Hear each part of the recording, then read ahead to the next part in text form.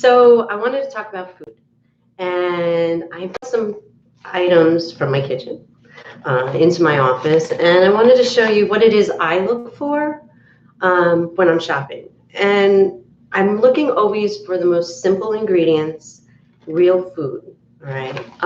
No chemicals, things I can't pronounce. If there's words in there that I can't pronounce and it doesn't come from the earth somehow, I'm not sure why I should be eating it.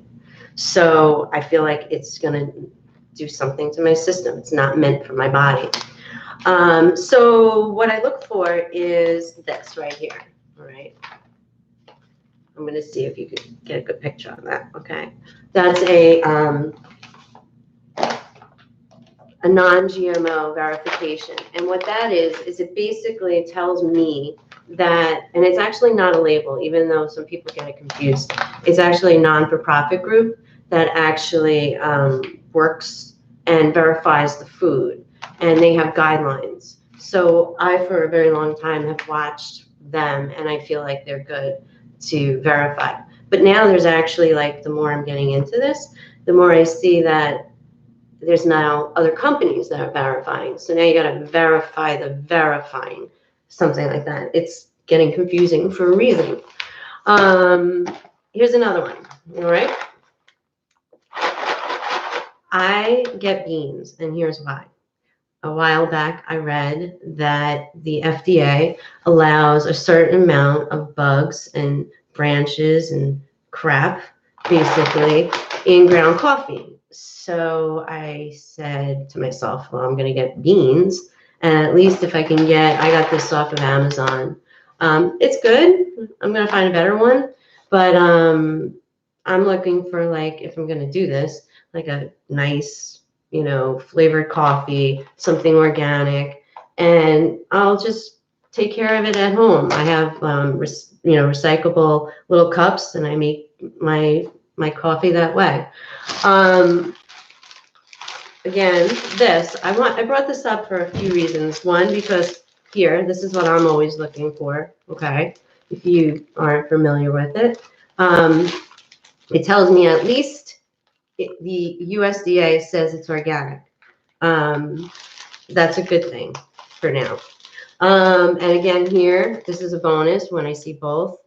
But what I brought it up here for is because I get it at Trader Joe's, and it's $3 and something.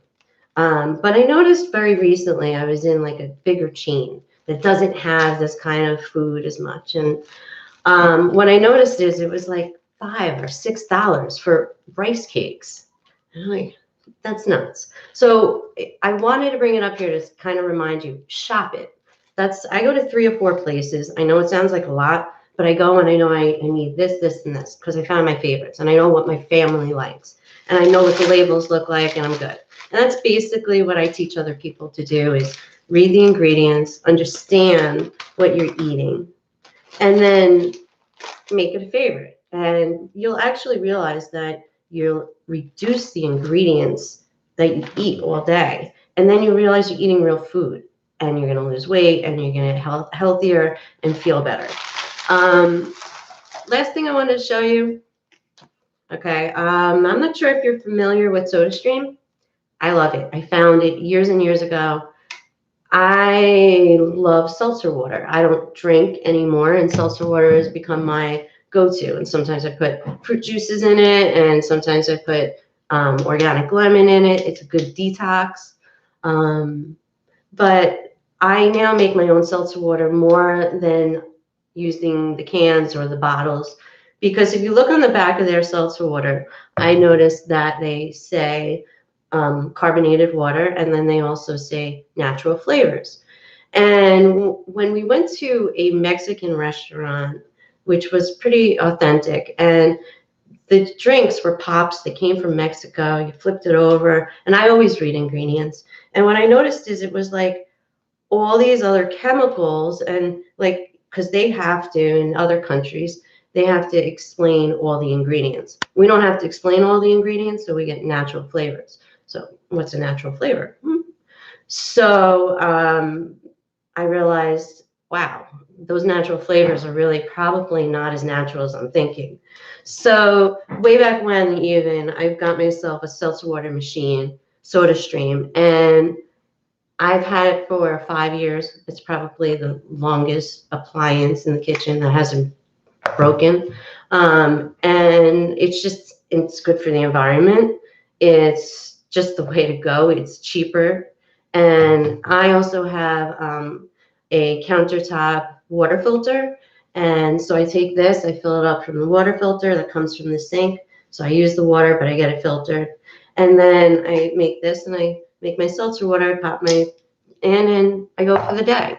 So there are inexpensive ways to be healthy. You just got to find them and what works for you. And so that's my kind of little food piece for today. Talk soon. Bye.